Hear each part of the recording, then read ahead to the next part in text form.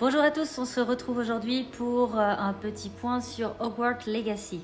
Le jeu est sorti, vers la vingtaine de février, il était en précommande. J'ai commencé par faire un Gryffondor et puis ensuite j'ai fait un Serpentard et aujourd'hui ce que je vous propose c'est qu'on se retrouve ensemble pour voir un petit peu ce qui se passe du côté des Poufsouffles. Alors tout commence comme de bien entendu par la réception de votre lettre de Poudlard qui vous informe que vous allez commencer dans le fameux collège de sorcellerie.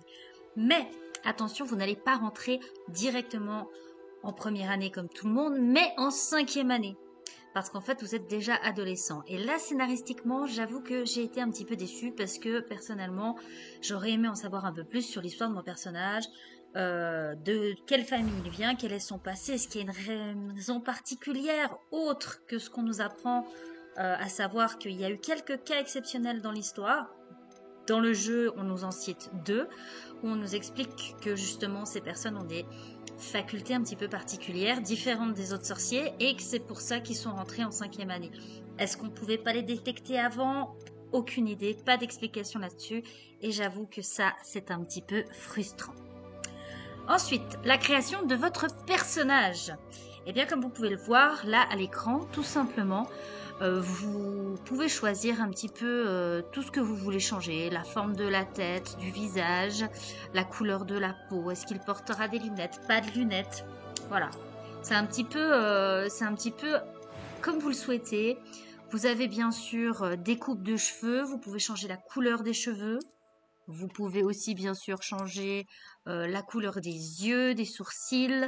Vous pouvez choisir les signes particuliers comme les taches de rousseur, les cicatrices. Donc c'est assez bien fait. Et bien sûr, vous pouvez encore pouvoir choisir un petit peu la voix de votre personnage, son nom, le niveau de difficulté du jeu. Et quand vous avez fini tout ça, eh bien, en route, le voyage commence.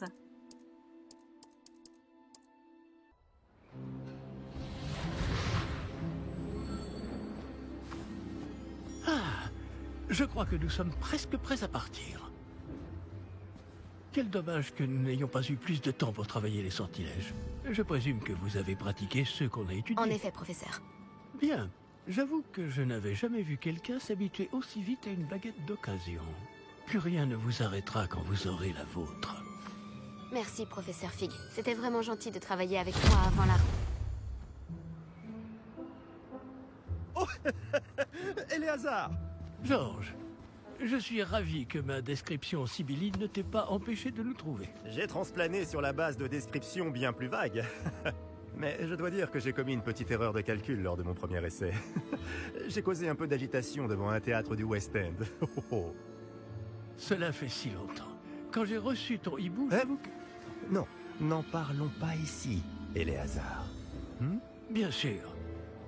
Mais nous discuterons sur le chemin de Poudlard. Un festin et une cérémonie de la répartition nous attendent. Excellente idée! Tant que ma présence ne dérange pas notre jeune camarade. Pas du tout, monsieur. Allons-y. Je ne suis pas venu au château depuis longtemps.